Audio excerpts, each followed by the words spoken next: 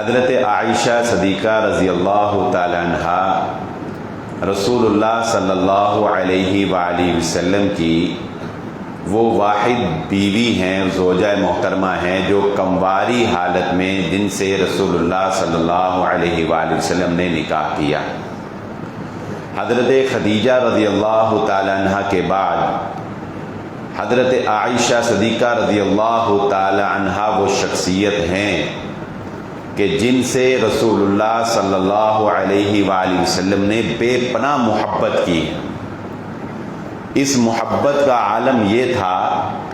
کہ حضرت عمرو بن عاص رضی اللہ تعالیٰ عنہ فرماتے ہیں کہ ایک مرتبہ میں نے رسول اللہ صلی اللہ علیہ وآلہ وسلم سے پوچھا، اے اللہ کے نبی صلی اللہ علیہ وآلہ وسلم، اس دنیا میں آپ کو سب سے زیادہ محبت کس سے ہے؟ سب سے زیادہ پیار آپ کو کس سے ہے؟ اللہ کے نبی صلی اللہ علیہ وآلہ وسلم نے فرمایا، مجھے سب سے زیادہ محبت عائشہ سے ہے۔ حضرت عمر کہتے ہیں کہ میں نے پھر پوچھا، اے اللہ کے نبی صلی اللہ علیہ وآلہ وسلم، عائشہ کے بعد مردوں میں آپ کو سب سے زیادہ محبت کس سے ہے؟ آپ نے فرمایا، مجھے مردوں میں سب سے زیادہ محبت عائشہ کے باپ سے ہے۔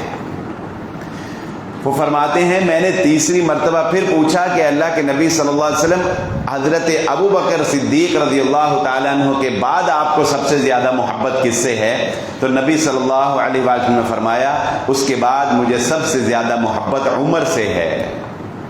وہ حضرت عمر فرماتے ہیں کہ میں پھر خاموش ہو گیا اس ڈر سے کہ پتہ نہیں میرا نمبر کتنی پیچھے جا کر آئے۔ اس کے بعد پھر میں نے رسول اللہ صلی اللہ علیہ وآلہ وسلم سے یہ سوال نہیں کیا۔ اللہ کے نبی صلی اللہ علیہ وآلہ وسلم نے اپنی بیٹی حضرت فاطمہ رضی اللہ تعالی عنہا کو کہا، اے فاطمہ، کیا تم اس سے محبت نہیں کرو گی جس سے تمہارا باپ، جس سے میں محمد صلی اللہ علیہ وآلہ وسلم محبت کرتے ہیں؟ حضرت فاطمہ فرمانے لگی، کیوں نہیں بابا، جس سے آپ محبت کریں اس سے میں محبت کروں گی۔ تو نبی صلی اللہ علیہ وآلہ وسلم نے فرمایا، اے فاطمہ، پھر تم آج کے بعد عائشہ سے محبت کرو کیونکہ میں عائشہ سے محبت کرتا ہوں۔ اللہ کے نبی صلی اللہ علیہ وآلہ وسلم کو حضرت عائشہ صدیقہ رضی اللہ تعالی عنہا نکاح سے قبل، رخصتی سے قبل، خود رسول اللہ صلی اللہ علیہ وآلہ وسلم نے حضرت عائشہ کو یہ حدیث بیان فرمائی، فرمایا، عائشہ، مجھے تم سے شادی کرنے سے پہلے ہی تمہارا چہرہ دکھا دیا گیا تھا۔ کیسے دکھایا گیا تھا؟ تمہاری شکل و صورت مجھے کیسے دکھائی گئی کہ خواب میں حضرت جبرائیل علیہ السلام ایک ریشم کے خوبصورت سے لباس کے اندر لپیٹے ہوئے تمہیں میرے سامنے پیش کیا۔ میں نے آگے ہو کر دیکھا تو مجھے بتایا گیا حضرت جبرائیل علیہ السلام کے ذریعے سے کہ اے محمد صلی اللہ علیہ وآلہ وسلم، یہ آپ کی یہ الفاظ انتہائی اہم ہیں جو اس حدیث میں وارد ہوئے ہیں، اور نوٹ کر لیں، سینے سے لگا لیں ان الفاظ کو کہ حضرت جبرائیل علیہ السلام نے فرمایا، اے اللہ کے نبی صلی اللہ علیہ وسلم، یہ آپ کی دنیا میں اور جنت میں بیوی ہونے والی ہیں۔ یہ دنیا میں بھی آپ کی بیوی ہیں، یہ جنت میں بھی آپ کی بیوی ہیں۔ اور رسول اللہ صلی اللہ علیہ وسلم نے اس بات کی تصدیق کرتے ہوئے حضرت عائشہ کو فرمایا، عائشہ، آپ دنیا میں بھی میری بیوی، آپ جنت میں بھی میری بیوی ہیں۔ تو اللہ کے نبی صلی اللہ علیہ وسلم فرماتے ہیں کہ میں نے حضرت جبرائیل علیہ السلام کو کہا کہ اگر اللہ کا یہ فیصلہ ہے تو میں اللہ کی رضا میں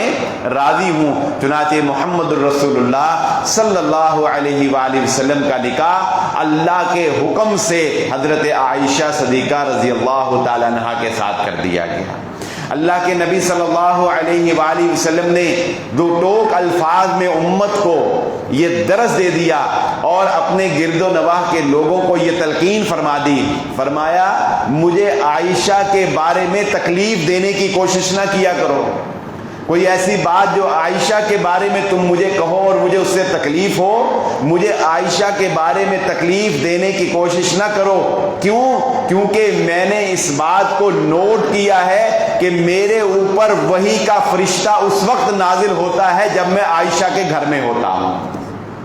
دیگر ازواج کے مقابلے میں جب میں عائشہ کے گھر میں ہوتا ہوں تب اللہ رب العزت وحی کے فرشتے حضرت جبرائیل علیہ السلام کو میرے پاس بھیجتے ہیں۔ تبھی تو وہ حدیث آئی کہ اللہ کے نبی صلی اللہ علیہ وآلہ وسلم حجرہ عائشہ صدیقہ رضی اللہ تعالی عنہا میں تشریف فرما ہے، وحی نازل ہوئی، حضرت جبرائیل علیہ السلام تشریف لائے، اللہ کے نبی صلی اللہ علیہ وسلم نے فرمایا عائشہ جبرائیل آئے ہیں اور مجھ پر وحی تو لائے ہیں لیکن آپ کو سلام پیش کر رہے ہیں۔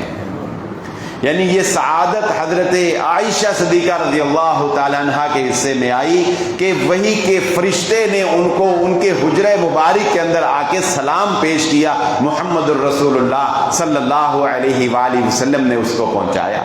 اللہ کے نبی صلی اللہ علیہ وآلہ وسلم کو ایک مرتبہ آپ کے ایک پڑوسی نے دعوت دی، کھانے پر دعوت دی کہ آج رات کا کھانا پڑوسی تھا، آپ نے میرے گھر کھانا ہے۔ اللہ کے نبی صلی اللہ علیہ وآلہ وسلم نے پوچھا عائشہ کو بھی ساتھ دعوت ہے کہ صرف مجھے اکیلے کو ہے؟ اس نے کہا جی آپ اکیلے کو ہے۔ اللہ کے نبی صلی اللہ علیہ وسلم فرمانے لگے پھر میں اکیلا نہیں آتا، عائشہ کو دعوت دو گے تو پھر میں آؤں گا۔ پھر بعد میں اس نے حضرت رسول اللہ صلی اللہ علیہ وآلہ وسلم کو بھی دعوت دی اور پھر نبی صلی اللہ علیہ وسلم نے پوچھا یہ مجھے اکیلے کو دعوت ہے یا عائشہ کی بھی دعوت ہے؟ تو اس نے کہا جی عائشہ رضی اللہ تعالیٰ عنہ کی بھی آج آپ کے ساتھ دعوت ہے۔ تب محمد الرسول اللہ صلی اللہ علیہ وآلہ وسلم اس کے گھر تشریف لے گئے۔ اللہ کے نبی صلی اللہ علیہ وآلہ وسلم جس وقت مرض الموت کے اندر مبتلا تھے تو آپ کی خواہش یہ تھی، آپ کی یہ خواہش تھی کہ آپ جلد از جلد حضرت عائشہ صدیقہ رضی اللہ تعالیٰ عنہ کے پاس پہنچیں۔ تبھی آپ بار بار پوچھتے تھے آج میں کس کے گھر ہوں، آج کس کی باری ہے، آج میں کس کے گھر ہوں۔ چنانچہ تمام ازواج مطہرات نے آپ کے دلی میلان کو مد نظر رکھتے ہوئے آپ کو حضرت عائشہ صدیقہ رضی اللہ تعالیٰ عنہ کے حجرہ میں بھیج دیا۔ یہ سعادت بھی حضرت عائشہ صدیقہ رضی اللہ تعالیٰ عنہ کے حصہ میں آئی کہ اللہ کے نبی صلی اللہ علیہ وآلہ وسلم کا سر مبارک اس وقت حضرت عائشہ صدیقہ رضی اللہ تعالیٰ عنہ کی گود میں تھا جب حضرت عائشہ فرماتی ہیں کہ رسول اللہ صلی اللہ علیہ وسلم نے فرمایا اللہم بالرفیق الاعلی۔ تو میں سمجھ گئی کہ اب حضرت ملک الموت جو روح قبض کرنے والا فرشتہ ہے وہ آ گیا ہے، روح قبض کرنے والا فرشتہ آ گیا ہے۔ اور انبیاء کرام کا یہ خاصہ تھا کہ فرشتہ روح قبض کرنے سے پہلے یہ تقدس اور احترام نبیوں کو اللہ نے عطا کیا کہ موت کا ایک وقت تو مقرر ہے لیکن فرشتہ روح قبض کرنے سے پہلے نبیوں سے اجازت لیا کرتا تھا۔ تو رسول اللہ صلی اللہ علیہ وآلہ وسلم سے اجازت لی گئی اور اللہ کے نبی صلی اللہ علیہ وآلہ وسلم نے اللہ سے ملاقات کو پسند فرمایا اور آپ نے اجازت مرحمت فرمائی۔ حضرت عائشہ فرماتی ہیں رسول اللہ صلی اللہ علیہ وآلہ وسلم کا سر مبارک میری ران کے اوپر میری گود میں تھا جب آپ کی روح پرواز کر گئی، آپ اپنے خالق حقیقی سے جا ملے۔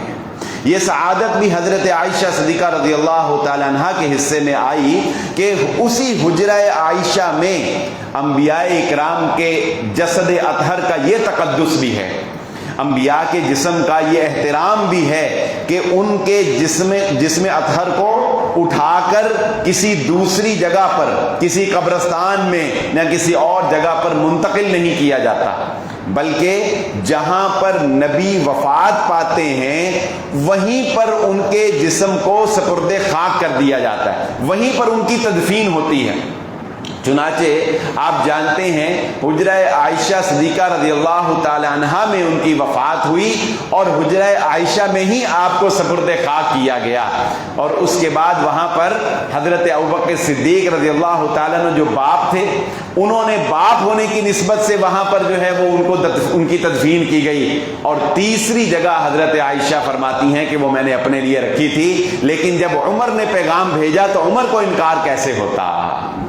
جب عمر نے پیغام بھیجا اپنے بیٹے کے ذریعہ تو عمر کو انکار کیسے ہوتا؟ چنانچہ تیسری جگہ حضرت عمر رضی اللہ تعالیٰ عنہ کو عنایت کر دی گئی، اجازت دے دی گئی، اور اب وہاں پر محمد رسول اللہ صلی اللہ علیہ وسلم اپنے ان دونوں رفقاء کے ساتھ اللہ رب العزت نے اس جگہ کو گویا جنت کے باغوں میں سے ایک باغ بنا دیا۔ اسی لیے ہم اس کو روزہ رسول صلی اللہ علیہ وسلم فرماتے ہیں، کیونکہ رسول اللہ صلی اللہ علیہ وسلم نے فرمایا انسان کی قبر یا جنت کے باغوں میں سے ایک باغ ہے یا جہنم کے گڑھوں میں سے ایک گڑھا ہے۔ ہم یہ یقین رکھتے ہیں کہ وہ جگہ اب زمین کا ٹکڑا نہیں رہی بلکہ جنت کے باغوں میں سے ایک باغ بن گیا ہے۔ اللہ تعالی ہم سب مسلمان جو وفات پا گئے ہیں ان کی قبروں کو جنت کا باغیچہ بنا دے۔ حضرت عائشہ صدیقہ رضی اللہ تعالیٰ عنہ کی شخصیت رسول اللہ صلی اللہ علیہ وآلہ وسلم سے ایسی کچھ پرتکلفانہ بھی تھی کہ اللہ کے نبی صلی اللہ علیہ وآلہ وسلم ایک مرتبہ گھر میں تشریف لائے، کہنے لگے اے عائشہ مجھے پتہ چل جاتا ہے جب آپ مجھ سے تھوڑا سا ناراض ہوتی ہیں اور جب آپ مجھ سے خوش ہوتی ہیں مجھے تب بھی پتہ چل جاتا ہے۔ یہ چھوٹی موٹی ناراضگی یہ میاں بیوی کی ناراضگی ہے، اس ناراضگی کے اندر بھی ایک محبت چھپی ہوئی ہوتی ہے، اس ناراضگی میں بھی ایک الفت، اس ناراضگی میں بھی اللہ نے ایک لطف رکھا ہے، یہ رشتہ ہی ایسا پاکیزہ ہے۔ تو رسول اللہ صلی اللہ علیہ وآلہ وسلم نے جب یہ بات ارشاد فرمائی، حضرت عائشہ پوچھتی ہیں اللہ کے نبی صلی اللہ علیہ وسلم آپ کو کیسے پتہ چل جاتا ہے، آپ کو کیسے پتہ چل جاتا ہے؟ تو نبی صلی اللہ علیہ وسلم نے فرمایا عائشہ جب تم مجھ سے ناراض ہوتی ہو نا تو تم کہتی ہو ابراہیم کے رب کی قسم، ابراہیم کے رب کی قسم، اور جب تم مجھ سے راضی ہوتی ہو تو اس وقت کہتی ہو محمد کے رب کی قسم وربی محمد، اور جب ناراض ہوتی ہو تو پھر میرا نام نہیں لیتی، پھر ابراہیم کے رب کی قسم کھاتی ہو۔ جیسے ہم روٹین میں تقیہ کلام کے طور پہ کوئی قسم وغیرہ اٹھا لیتے ہیں، تو حضرت عائشہ صدیقہ رضی اللہ تعالیٰ عنہ بھی مسکرا دی اور کہا کہ اللہ کے نبی صلی اللہ علیہ وسلم جی ہاں میں آپ کا نام ہی چھوڑتی ہوں اور تو کوئی غلط کام نہیں۔ تو یہ ایک میاں بیوی کی محبت تھی۔ یہ محبت ایک اور جگہ پر ہمیں کچھ اس طرح بھی نظر آتی ہے کہ حضرت عائشہ صدیقہ رضی اللہ تعالیٰ عنہ فرماتی ہیں کہ عید کا دن تھا، مسجد النبوی کے اندر حبشی لڑکے وہ ایک کھیل کھیل رہے تھے جو جنگجو قسم کا کھیل تھا، تیروں کے ساتھ نیزوں کے ساتھ کھیلا جاتا تھا۔ تو حضرت عائشہ فرماتی ہیں کہ مجھے وہ کھیل دیکھنے کا شوق تھا، اور حجرہ عائشہ کی ایک کھڑکی جو ہے وہ آپ جانتے ہیں وہ مسجد النبوی کے اندر کھلا کرتی تھی۔ چنانچہ حضرت عائشہ صدیقہ رضی اللہ تعالیٰ عنہ فرماتی ہیں کہ رسول اللہ صلی اللہ علیہ وآلہ وسلم کھڑے ہو گئے، میں نے آپ کے شانہ مبارک کے اوپر اپنا سر، اپنی ٹھوڑی رکھی، آپ نے اپنی چادر سے مجھے ڈھانپا، میں کھیل دیکھتی رہی۔ رسول اللہ صلی اللہ علیہ وآلہ وسلم پوچھتے عائشہ ابھی تھکی نہیں؟ عائشہ دیکھ لیا۔ اللہ کے نبی صلی اللہ علیہ وآلہ وسلم اس وقت تک وہاں ٹھہرے رہے جب تک حضرت عائشہ نے خود نہیں کہہ دیا بس اے اللہ کے نبی صلی اللہ علیہ وآلہ وسلم میرا دل بھر گیا۔ اور اس کے آخر میں ایک بڑی دلچسپ بات ہے جو میں آپ کو بتاؤں، یہ روایت بیان کرنے والی بھی خود حضرت عائشہ صدیقہ رضی اللہ تعالیٰ عنہا ہیں۔ اس روایت کو، اس واقعہ کو بیان کرنے والی بھی حضرت عائشہ صدیقہ رضی اللہ تعالیٰ عنہ ہے۔ تو حضرت عائشہ بیان کر کے کہتی ہیں اب تم خود اندازہ لگا لو کہ ایک نوجوان لڑکی کتنی دیر تک کھیل دیکھ سکتی ہے اور وہ تھکتی نہیں ہے، یعنی کتنی دیر رسول اللہ صلی اللہ علیہ وآلہ وسلم نے میرے لیے وہاں پر اپنے آپ کو ٹھہرائے رکھا۔ یہ محمد الرسول اللہ صلی اللہ علیہ وآلہ وسلم کی حضرت عائشہ صدیقہ رضی اللہ تعالیٰ عنہا سے محبت تھی۔ اللہ کے نبی صلی اللہ علیہ وآلہ وسلم کی یہ زوجہ محترمہ یہ کمال بھی رکھتی تھیں کہ آپ کی وفات کے بعد حضرت عائشہ صدیقہ رضی اللہ تعالیٰ عنہ نے ایک ذرہ برابر بھی جائیداد یا مال و متاع یا کوئی اشرفی اپنے پاس کبھی بھی جمع نہیں رکھی تھی۔ حضرت عبداللہ بن زبیر رضی اللہ تعالیٰ عنہ نے 1,00,000 اشرفیاں، 1,00,000 مالیت کے برابر مال حضرت عائشہ صدیقہ رضی اللہ تعالیٰ عنہ کو بھیجا، اور اس دن آپ کا روزہ تھا۔ روزہ رکھ کے حضرت عائشہ صدیقہ رضی اللہ تعالیٰ عنہ نے سارے کا سارا مال اللہ کے راستے میں صدقہ کر دی۔ جب شام کو ملازمہ کو پوچھا کہ افطار کے لیے کچھ ہے تو ملازمہ کہنے لگی کہ آپ نے سارا تو اللہ کے راستے میں صدقہ کر دیا، اس میں سے کچھ رکھ لیتی کہ آج افطاری میں کوئی اچھا کھانا ہی بنا لیتی۔ حضرت عائشہ کہنے لگی مجھے اس بات پہ ملامت نہ کرو، یعنی سخاوت کی انتہا تھی حضرت عائشہ صدیقہ رضی اللہ تعالیٰ عنہ، اور آپ کو یہ کمال بھی حاصل تھا آج ہماری خواتین کو جو محمد الرسول اللہ صلی اللہ علیہ وآلہ وسلم کی ازدواجی زندگی کے مسائل، آپ کی نجی زندگی کے مسائل، آپ کی بیویوں کے ساتھ پیار اور محبت کے مسائل، وہ خواتین کے وہ مسائل جو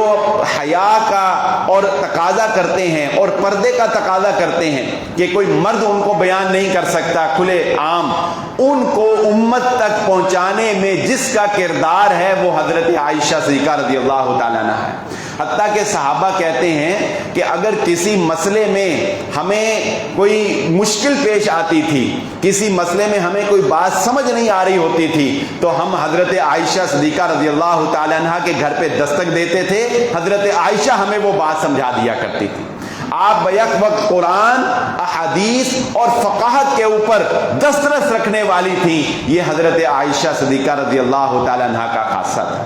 اب آئیے اس واقعے کی طرف میں تھوڑی سی روشنی ڈالنا چاہتا ہوں، وہ واقعہ جس کو اللہ رب العزت نے اپنی اس بندی کی پاک دامنی بیان کرنے کے لیے قرآن کا حصہ بنا دیا۔ سورۃ النور کی یہ آیت نمبر 12 جو میں نے آپ کے سامنے پڑھی، لولا اذ سمعتموہ ظن المؤمنون والمؤمنات بانفسہم خیرا وقالوا ھذا افک مبین۔ وہاں کیا کچھ یوں پیش آتا ہے کہ رسول اللہ صلی اللہ علیہ وآلہ وسلم کا یہ اصول تھا کہ جب آپ جنگ کے سفر پر جاتے تو اپنی ازواج مطہرات کے درمیان ایک قرہ ڈالا کرتے تھے۔ قرہ اندازی کے ذریعے سے جس کا نام نکلتا تھا اس کو اپنے ساتھ سفر پر لے جایا کرتے تھے۔ اس مرتبہ حضرت عائشہ صدیقہ رضی اللہ تعالیٰ عنہ کا نام نکلا، چنانچہ رسول اللہ صلی اللہ علیہ وآلہ وسلم آپ کو اپنے ساتھ لے گئے۔ کیونکہ خواتین کو بناؤ سنگھار کا شوق ہوتا ہے، حضرت عائشہ رضی اللہ تعالیٰ عنہ نے حضرت اسما سے ان کا ایک قیمتی ہار جو کہ ان کو خوبصورت لگتا تھا وہ پہننے کے لیے ادھار لیا، اور اس ہار کو پہن کر وہ سفر پر روانہ ہو گئی۔ اس ہار کی وہ ڈوری جس سے وہ باندھا جاتا ہے وہ کچھ کمزور تھی۔ ایک وقت ایسا آیا جب رسول اللہ صلی اللہ علیہ وآلہ وسلم نے قافلے کو پڑاؤ کا حکم دیا۔ حضرت عائشہ صدیقہ رضی اللہ تعالی عنہ قضائے حاجت کے لیے دور چلی گئیں، جو کہ اس وقت کا ایک طریقہ تھا۔ جب قضائے حاجت سے لوٹی تو راستے نہیں دیکھا تو وہ ہار ان کے گلے میں نہیں تھا۔ ان کا خیال یہ گزرا کہ شاید اسی سفر کے دوران جو میں نے قضائے حاجت کے لیے کیا ہے دور تک، اسی دوران ادھر ہی کہیں وہ ہار جو ہے وہ گر گیا ہے۔ چنانچہ حضرت عائشہ صدیقہ رضی اللہ تعالی عنہ اس ہار کو دیکھنے کے اندر، تلاش کرنے کے اندر مشغول ہو گئی۔ پریشانی کا باعث یہ بھی تھا کہ وہ اپنا ذاتی نہیں تھا بلکہ کسی سے عاریتاً لیا ہوا تھا۔ اسی اثناء میں رسول اللہ صلی اللہ علیہ وآلہ وسلم نے قافلے کو روانگی کا حکم دے دیا۔ حضرت عائشہ خود بیان فرماتی ہیں کہ یہ کنفیوژن اس لیے پیدا ہوئی کہ عورتوں کا جو ہودج جسے ہم ڈولی عام طور پہ کہتے ہیں، ایک ڈولی بنائی جاتی تھی، ایک ہودج بنایا جاتا تھا جس میں باپردہ خواتین رسول اللہ صلی اللہ علیہ وآلہ وسلم کی ازواج وہ اس میں ٹھہرا کرتی تھیں۔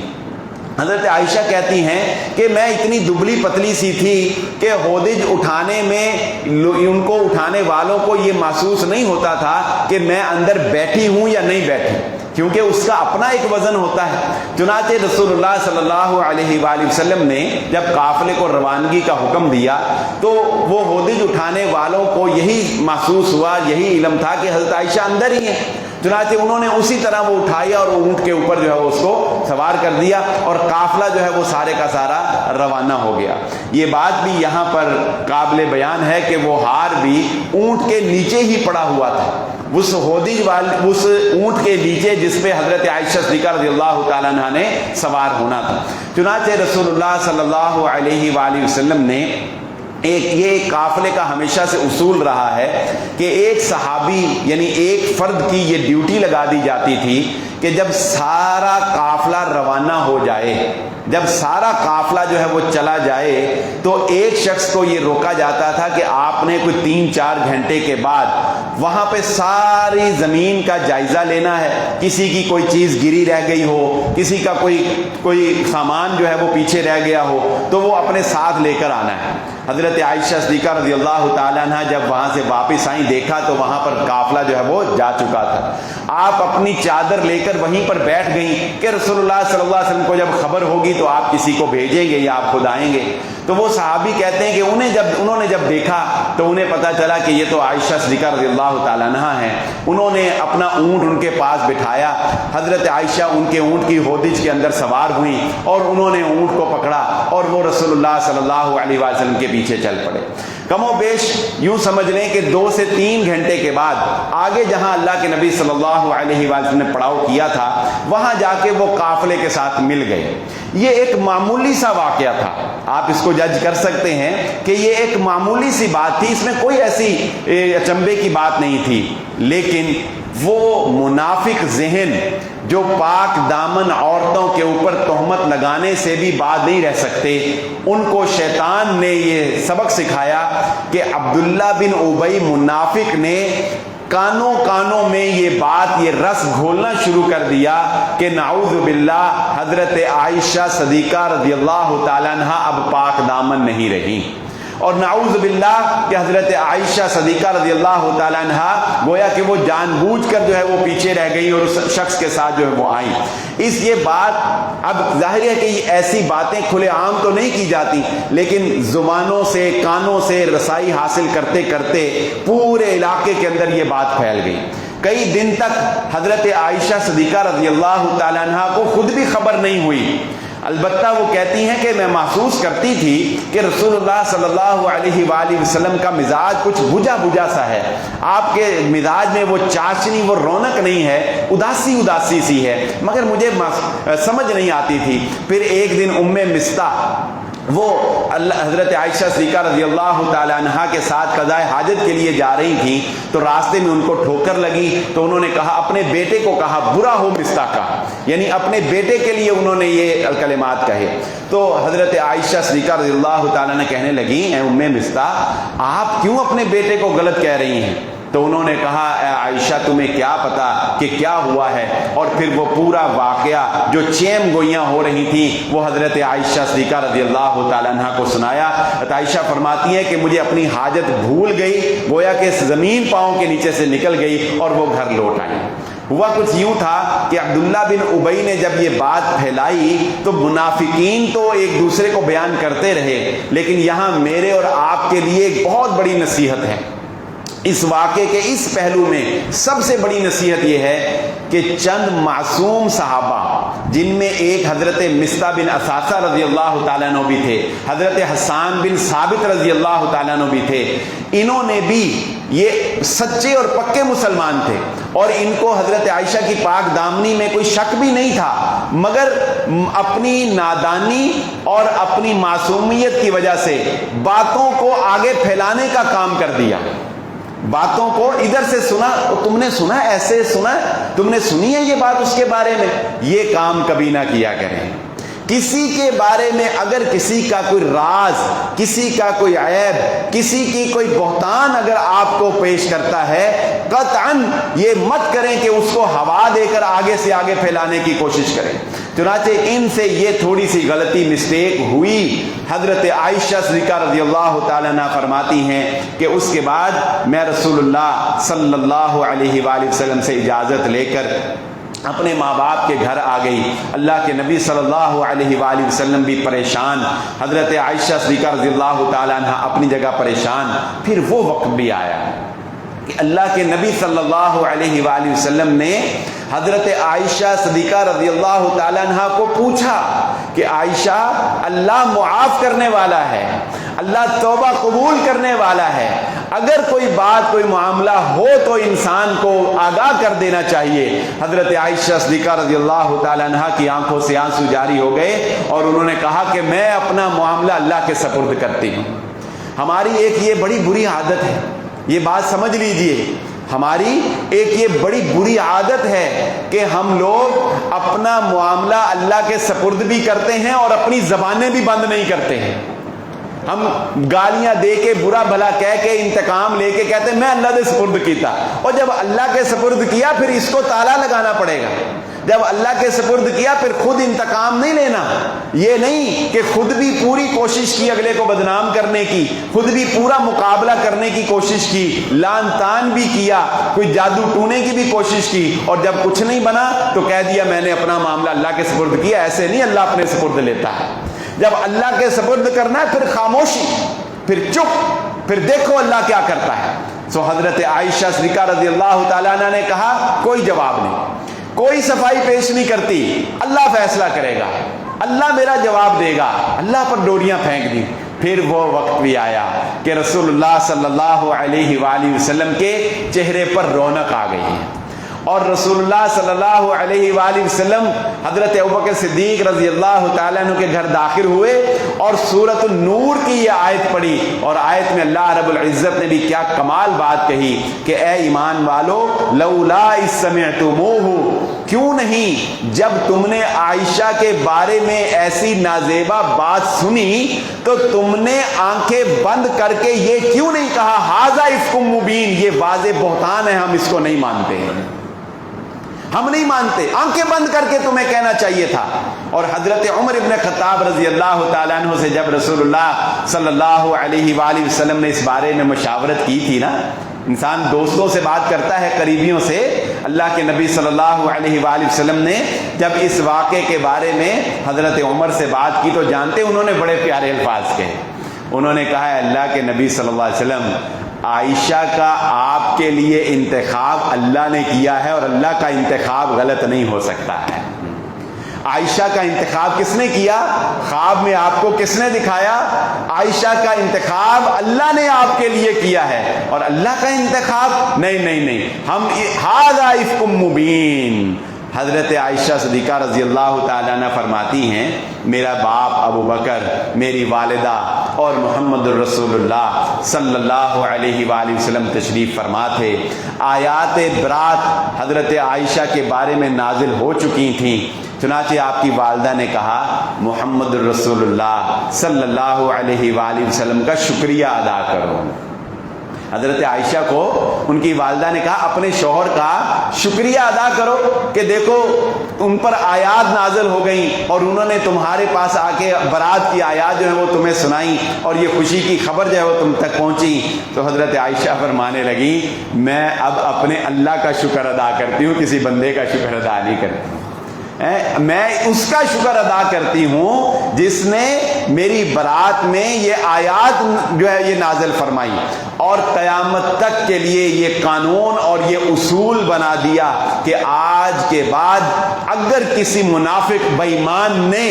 کسی پاک دامن عورت کے اوپر تہمت لگائی، وہ 4 گواہ پیش نہ کر سکا، اسے 80 کوڑوں کی سزا دی جائے گی۔ اس شخص کے لیے جو کسی کی پاک دامنی کے اوپر حملہ کرتا ہے۔ اور یاد رکھ لیجئے یہ بات، کسی کی عزت کو اچھالنا اللہ رب العزت کو اتنا ناپسندیدہ ہے کہ اس کی حد دنیا کے اندر اللہ رب العزت نے مقرر فرما دی، اور یہ حد سے انسان کی جان چھوٹتی نہیں جب تک وہ توبہ نہ کرے، یہ بات بھی ذہن نشین رکھیں۔ اور جو ایک دفعہ کسی پاک دامن عورت کے اوپر تہمت لگا دیتا ہے، اس کے بعد اسے حد بھی لگ جائے، چاہے وہ جتنی مرضی معافیاں بھی مانگے، اس کے بعد تا حیات اس کی گواہی قبول نہیں کی جاتی۔ یہ وہ آیات ہیں جو حضرت عائشہ صدیقہ رضی اللہ تعالیٰ عنہ کی پاک دامنی میں اللہ رب العزت نے نازل فرمائی۔ سو آج میں اور آپ اس بات کو اپنے اور اپنی آنے والی نسلوں کے دلوں میں پیوست کر دیں کہ ہمارے دلوں میں حضرت عائشہ کی محبت راسخ ہونی چاہیے،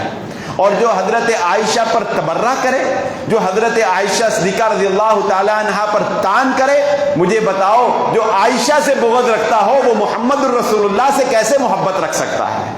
جو عائشہ کے اوپر تان کرتا ہو، جو عائشہ صدیقہ رضی اللہ تعالیٰ عنہ کو برا بھلا کہتا ہو، وہ کیسے محمد الرسول اللہ صلی اللہ علیہ وآلہ وسلم سے محبت کا دعویٰ کر سکتا ہے؟ عائشہ پر تان کرنا منافقین کا کام ہے، عائشہ کو برا کہنا یہ منافقین کا طرز عمل ہے۔ حضرت عائشہ صدیقہ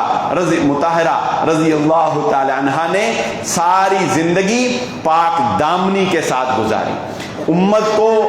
حدیث کا وہ علم فراہم کیا کہ آج کتب احادیث میں خواتین کے مسائل میں سب سے زیادہ احادیث جس سے مروی ہیں، سب سے زیادہ احادیث بیان کرنے والی جو صحابیہ ہیں وہ حضرت عائشہ صدیقہ رضی اللہ تعالی عنہا ہیں۔ یہ مقام و مرتبہ اللہ رب العزت نے حضرت عائشہ صدیقہ رضی اللہ تعالی عنہا کو دیا، اور حضرت عائشہ صدیقہ رضی اللہ تعالی عنہا نے شوال کے اندر،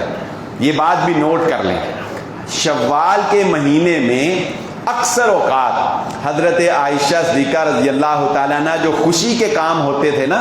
کوئی خوشی کے کام ہونے، کوئی سیلیبریشن کرنی ہے، کوئی دعوت کرنی ہے، کوئی اہتمام کرنا ہے، تو اکثر اوقات حضرت عائشہ یہ کام شوال میں کیا کرتی تھیں۔ شوال کے مہینے میں ویسے بھی عید ہوتی ہے، تو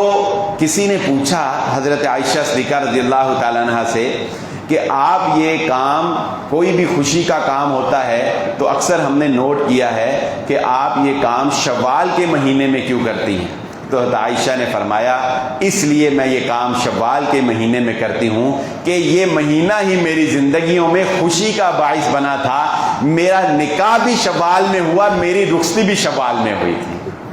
حضرت عائشہ صدیقہ رضی اللہ تعالیٰ عنہ کی شادی محمد الرسول اللہ صلی اللہ علیہ وآلہ وسلم سے وہ شوال کے مہینے کے اندر طے پائی تھی، اور رخصتی بھی رسول اللہ صلی اللہ علیہ وآلہ وسلم سے شوال کے مہینے میں ہوئی تھی۔ حضرت عائشہ صدیقہ رضی اللہ تعالیٰ عنہ کی یہ سیرت ہمیں زبانی یاد ہونی چاہیے، اور رسول اللہ صلی اللہ علیہ وآلہ وسلم کے ساتھ آپ کی یہ والہانہ محبت، اور نبی صلی اللہ علیہ وآلہ وسلم کی آپ کے ساتھ یہ محبت یقیناً یہ ہمارے ایمان کا حصہ ہے۔ آپ ازواج مطہرات میں سے ہیں، نبی صلی اللہ علیہ وآلہ وسلم کی بیوی ہیں، دنیا میں بھی اور آخرت میں بھی۔ اللہ رب العزت ہمیں آپ سے والہانہ محبت کرنے کی توفیق عطا فرمائے، آپ کے نقش قدم پر چلنے کی توفیق عطا فرمائے۔ اللہ ان ظالموں کو نیست و نابود کرے، تباہ و برباد کرے جو دل میں ذرہ برابر بھی حضرت عائشہ صدیقہ رضی اللہ تعالیٰ عنہ کے بارے میں بغض رکھتے ہیں۔ اللہ رب العزت عمل کرنے کی توفیق عطا فرمائے۔ وآخر دعوانا الحمدللہ رب العالمین۔